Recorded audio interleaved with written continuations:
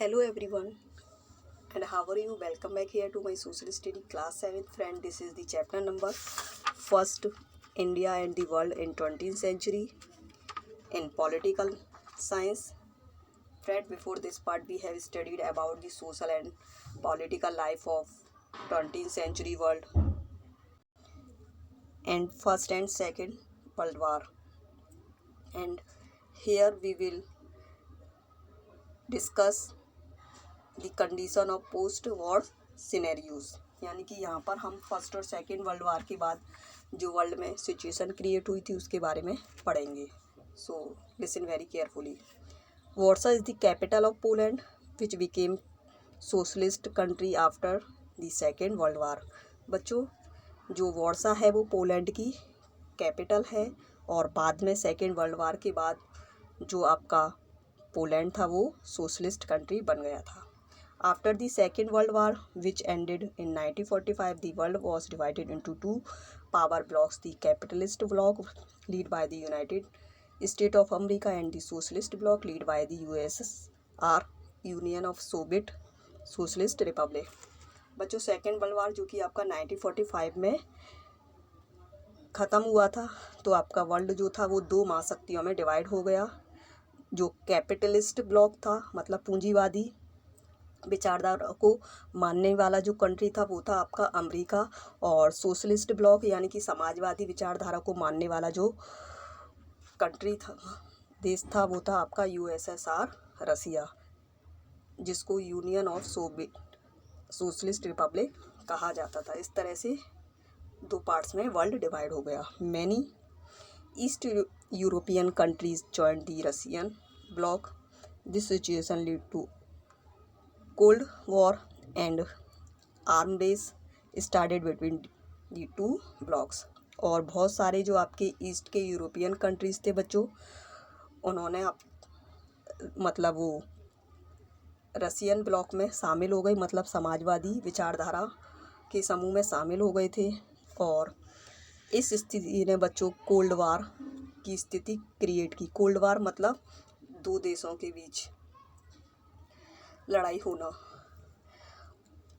और ऐसी लड़ाई बच्चों जो कि बच्चों लगे कि हाँ संघर्ष जो है यहाँ थर्ड वर्ल्ड वार शुरू हो जाएगा, लेकिन हो ना पाना, इस तरह की सिचुएशन क्रिएट हो जाना. और दोनों कंट्रियों के बीच, रसिया और अमेरिका के बीच आपकी आर्मी को लेकर कंपटीशन होने लगा, और दोनों अपने आप को पावरफुल कहने लगे कि हम, रसिया कहता कि मैं ज़्यादा पावरफुल हूँ, और अमेरिका कहता मैं ज़्यादा पावरफुल हूँ और मेरे पास ज़्यादा आर्मी है. वो कहता मेरे पास ज़्यादा आर्मी है. इसलिए दोनों कंट्रीज़ में आपकी होड़ होने लगी. किसको लेकर? सबसे ज़्यादा आर्मी रखने को लेकर. On account of this arm race, the capitalist countries and the socialist country form their military organization called NATO, North Atlantic Treaty Organization and Warsaw Pact respectively. और बच्चों, इस तरह से दोनों अपने आप को पावरफुल दिखाने के लिए समय समय पर ऑर्गेनाइजेशन हेल्ड करते रहे आर्मी को बढ़ाने के लिए. तो एक मिलिट्री ऑर्गेनाइजेशन जो कि अमेरिका द्वारा हेल्ड किया गया था बच्चों, वो था नाटो, जो कि 1945 में बनाया गया था अमेरिका के द्वारा, और जिसे नॉर्थ अटलांटिक ट्रीटी ऑर्गेनाइजेशन कहा जाता था, उसकी फुल फॉर्म है. और वार्सा पैक्ट जो कि मिलिट्री को बढ़ाने के लिए रसिया द्वारा शुरू किया गया था उस समय, वो था. तो ये इस तरह से दो ऑर्गेनाइजेशन थे जो दोनों कंट्रियों द्वारा अपनी अपनी मिलिट्री को बढ़ाने के लिए और एक दूसरे का सामना करने के लिए शुरू किए गए थे. Formation of the United Nation. United Nation जो था वो आपका कैसे बना बच्चों, वो देखेंगे. After the second world war, United Nation was form to maintain peace in the world. Second world war के बाद बच्चों पूरे वर्ल्ड के बीच शांति रखना ज़रूरी था, और इसलिए बच्चों आपका यूनाइटेड नेशन जो था वो आपका शुरू किया गया.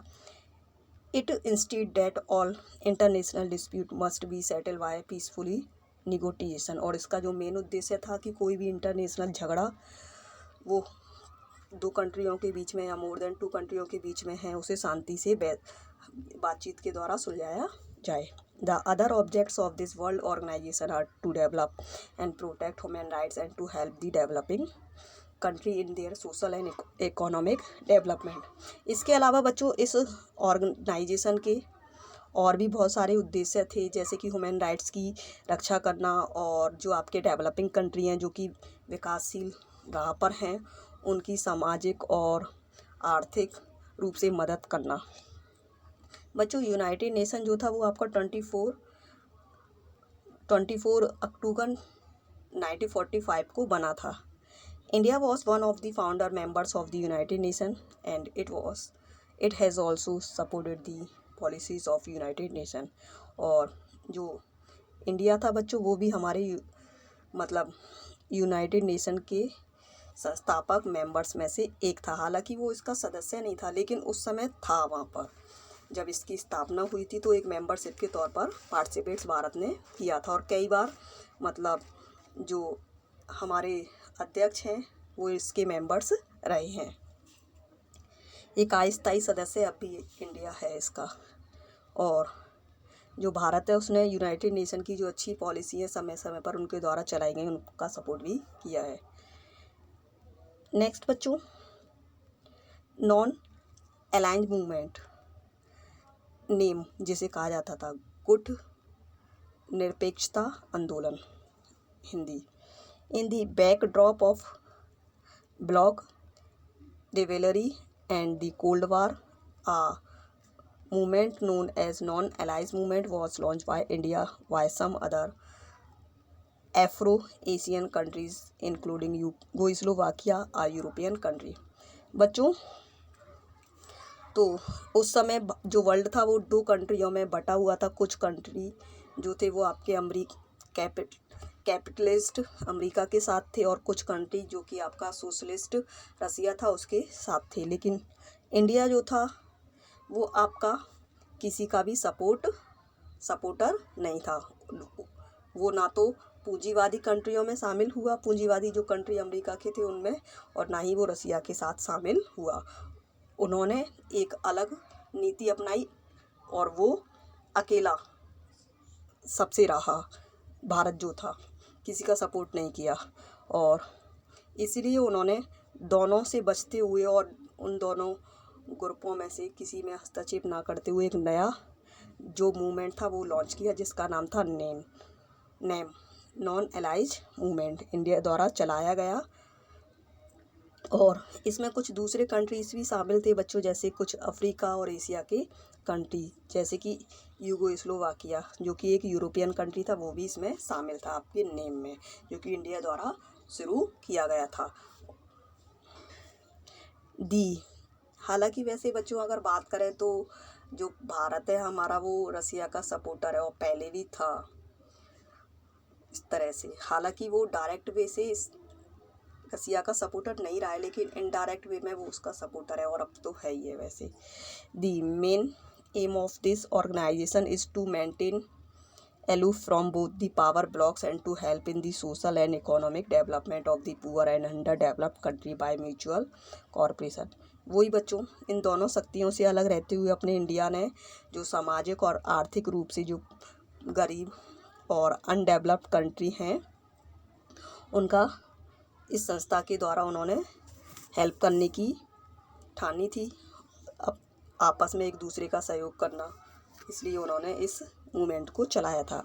द प्रिंसिपल ऑफ नॉन अलाइज movement are based on the equality of all human beings, the equality dignity of the countries in international affairs. और जो आपका नॉन अलाइज मूवमेंट था बच्चों उसका जो मेन उद्देश्य था वो ये था, मतलब जो ह्यूमन बींग्स हैं उनके सभी के साथ इक्वलिटी का व्यवहार करना और एक समान डिग्निटी सम्मान देना, जितने भी आपके इंटरनेशनल अफेयर्स हैं सभी देशों के उनको। दी नॉन अलाइज countries can range their voice forcefully in the United Nation to protect the human rights and against any discrimination based on races of mankind. और बच्चों जो नॉन अलाइजमेंट जो मूवमेंट है इंडिया का, उस समय उन्होंने जो कंट्री इसमें शामिल हैं उन्होंने अपनी जो थी आवाज़ वो उठाई यूनाइटेड नेशन में काफ़ी ज़ोरदार तरीके से कि ह्यूमन राइट्स हैं उनकी रक्षा की जाए और किसी कंट्री के साथ कोई दूसरा कंट्री भेदभाव करता है उसकी भी प्रोटेक्शन की जाए। तो इस तरह की जो आवाज़ थी वो यूनाइटेड नेशन में नेम उठाता रहा था। मतलब नेम में जो कंट्री शामिल थे, जैसे अपना इंडिया शामिल था, कुछ अफ्रीका के शामिल थे कंट्री, कुछ एशिया के, वो। It is the second largest world organization after the United Nation. ये यूनाइटेड नेशन के बाद बच्चों दूसरा लार्जेस्ट ऑर्गेनाइजेशन था, संस्था है। Its membership has reached up to 116। और इसके जो मेंबर है बच्चों वो 116 है, अब तो और ज़्यादा हो गए हैं एट प्रेजेंट में। Most of the newly independent countries of Asia and Africa are its member. और एशिया अफ्रीका के जो नए स्वतंत्र देश हैं बच्चों ज़्यादातर वो इसके मेंबर हैं। This movement is against the arm race of the super power. और ये जो मूवमेंट चला था नेम बच्चों नॉन अलाइज मूवमेंट, गुट निरपेक्ष आंदोलन, जिसका मतलब होता है कि किसी का साथ न देते हुए एक तटस्थता की नीति अपनाना, मतलब अकेलेपन की नीति अपनाना, ये होता है नॉन अलाइज मूवमेंट का मतलब, अलग रहना सबसे ये।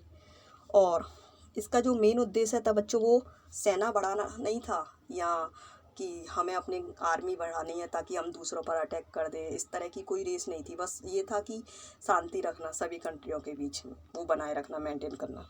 नेक्स्ट बच्चों, world scenario in the late 20th century.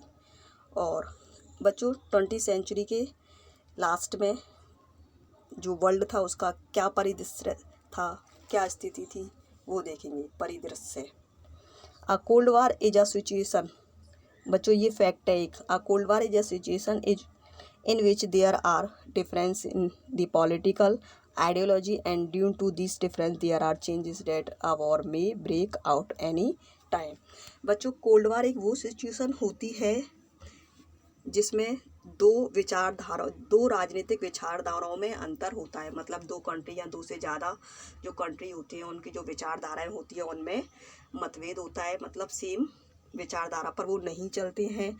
और ये मतभेद एक ऐसी कंडीशन में पहुंच जाता है कि लगे ऐसा कि कभी भी उन कंट्रियों के बीच एक युद्ध की स्थिति क्रिएट हो सकती है, लेकिन युद्ध कभी नहीं होता। उस कंडीशन पर पहुंच जाते हैं कि हाँ अब लड़ाई हो जाएगी, इतनी कंडीशन इन दोनों की ख़राब हो गई है, मतलब दो कंट्रियों की उनके बीच में, लेकिन वो लड़ाई जो है वो होती नहीं है, वो ही आपका कोल्ड वॉर कहलाता है। Now clear. Next, several significant development took place in the last decade of 20th century, such as the unification of Germany 1909 and the disintegrations of the USSR 1991 and the emergence of European Union।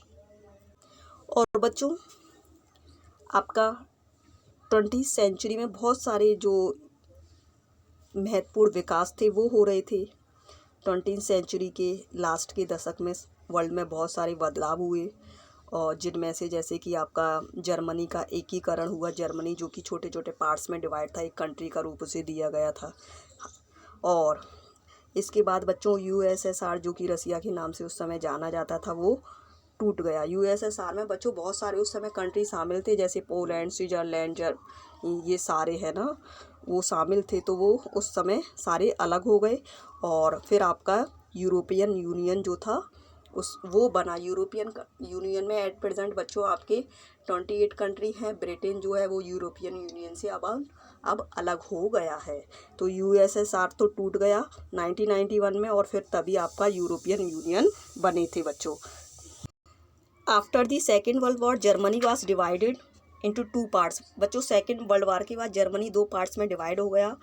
Waste Germany जो था वो बच्चों पूंजीवादी था, और जो east Germany जो था वो आपका सोशलिस्ट हो गया। जर्मनी भी 2 पार्ट में बट गया। जो वेस्ट जर्मनी था वहाँ पर पूंजीवादी लोग हुए, पैसे वाले, और जो आपके ईस्ट जर्मनी था उसमें आपके समाजवादी लोग हुए, सभी एक जैसे। Due to this integration of USSR the world has now become unipolar instead of bipolar. और बच्चों आपका जब यूएसएसआर था वो टूटा, उसमें जो कंट्री थे वो सारे अलग अलग हुए। तो फिर उसके बाद जो वर्ल्ड था वो अब दो ध्रुवीय क्षेत्रों में बंटने की जगह, दो ग्रुपों में बंटने की जगह एक ग्रुप में बट गया था 1991 में, जब यूएसएसआर ख़त्म हो गया। तो now the United state of America is the only super power and therefore the situation of cold war has ended. और अब जो आपका अमेरिका है बच्चों, वो सबसे ज़्यादा शक्तिशाली देश है। और इस तरह से जो कोल्ड वॉर की स्थिति थी दो आपकी महाशक्तियों के बीच, वो ख़त्म हो गई थी। European countries form the European Union to unity themselves as one economic unit. और फिर बाद में जो आपके यूरोप के कंट्री थे उन्होंने यूरोपियन यूनियन को मतलब एक ग्रुप में बांधने की कोशिश की, एक अर्थव्यवस्था में। And they have introduce a common currency euro. और यूरोपियन यूनियन के जो कि आपके उस समय 29 कंट्रीज़ थे, उन्होंने एक करेंसी फॉलो की। It came into effects on 1 January 2001। और ये आपकी 1 जनवरी 2001 से लागू हुई। It has helped in promoting trade between European countries. और फिर आपके जो यूरोपियन कंट्रीज़ के जितने भी आपके देश हैं, उन्होंने आपस में बच्चों ट्रेड और कॉमर्स की जो थी व्यवस्था वो शुरू की अपने खुद के समूह के बीच में। Mutual cooperation and interdepend among the nation are getting stronger day by day. बच्चों आपसी सहयोग की वजह से, म्यूचुअल आपसी सहयोग की वजह से और इंटर डिपेंडेंस की वजह से और एक दूसरे पर निर्भर रहने की वजह से जो आपके राष्ट्र हैं वो दिन पर दिन स्ट्रॉन्ग होते जा रहे हैं। It has given rise to a new concept called globalization. और इस तरह से एक नई विचारधारा का उदय हुआ जिसे ग्लोबलाइजेशन कहा जाता है। ग्लोबलाइजेशन का मतलब बच्चों कि जो लोग हैं वो एक जगह से दूसरी जगह जा रहे हैं ट्रेड के लिए, व्यापार के लिए, बहुत सारे पर्पस के लिए वो और मिल रहे हैं लोगों से और कंपनी वगैरह सेटअप कर रहे हैं। तो एक उद्देश्य नहीं होता है, बहुत सारे उद्देश्य होते हैं जब हम एक कंट्री से दूसरी कंट्री में जाते हैं और लोगों से संपर्क बनाते हैं, वही आपका ग्लोबलाइजेशन कहलाता है। To develop free trade among nation and to protect the economic rights of the developing country world trade organization is formed. और बच्चों फिर मतलब एक कंट्री दूसरे कंट्री के बीच में स्वतंत्र रूप से व्यापार कर सके और जो आपके डेवलपिंग जो नेशन हैं उनके आर्थिक राइट्स की रक्षा हो सके, इसलिए आपका वर्ल्ड ट्रेड ऑर्गेनाइजेशन जो कि एक संस्था थी व्यापार से संबंधित की व्यापार फ्री रूप से हो, वो फॉर्म्ड हुआ था।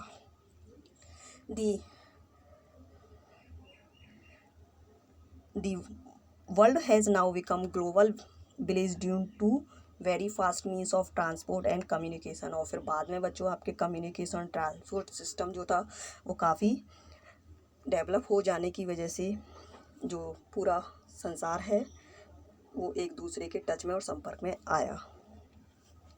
If any natural calamity occurs in any part of the world immediately help in provided by United nation and various country of the world. और अगर कोई नेचुरल कैलामिटी प्राकृतिक आपदा किसी वर्ल्ड की कंट्री में क्रिएट हो जाती है या आ जाती है तो यूनाइटेड नेशन जो है और जो आपका WTO है वर्ल्ड ट्रेड ऑर्गेनाइजेशन, वो आपस में मिलकर उन कंट्रियों की सहायता करते हैं। बच्चों यहाँ पर आपके कुछ वर्ड्स हैं, वर्ड्स टू नो, जैसे कि लीग ऑफ नेशन जो कि मैंने आपको बताया था कि फर्स्ट वर्ल्ड वार के बाद वर्ल्ड पीस मेंटेन करने के पर्पज़ से इसका फॉर्मेशन हुआ था। यूनाइटेड नेशन जो कि आपका 24 अक्टूबर 1945 में बना था। ये सेकेंड वर्ल्ड वार फिनिश हुआ था उसके बाद वो उसका भी मेन पर्पस वही था कि वर्ल्ड में है ना, वर्ल्ड में जितनी कंट्री हैं उनके बीच में पीस मेंटेन करना और सोशल और इकोनॉमिक जो प्रॉब्लम जो कि आपके कुछ कंट्री फेस कर रहे हैं उनको सॉर्ट आउट करना। सिविल डिसोबीडिएंट जो मूवमेंट वो आपका गांधी जी द्वारा चलाया गया था, लोगों को यहाँ से जो ब्रिटिश लोग थे उनको यहाँ से भगाने के लिए क्विट इंडिया मूवमेंट भी चलाया गया था। Friends, now your chapter is finished, so thank you.